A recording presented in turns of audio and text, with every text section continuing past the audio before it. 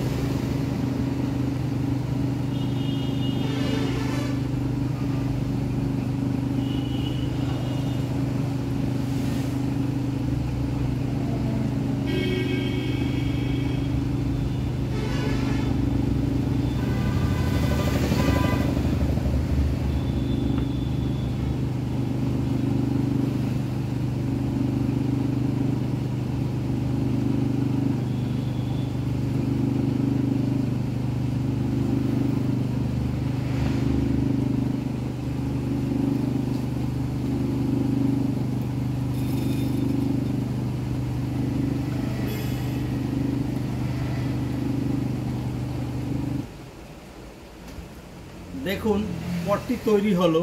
হাতের সাহায্যে আমি এটাকে বিভিন্ন রকম শেপ দিয়ে দেব। এই ধরনের অ্যাব্রো থ্যাব্রো পট অনেকেই পছন্দ করেন। এই অ্যাব্রো থ্যাব্রো হচ্ছে ওয়ান ডিজাইন ওয়ান পিস পট।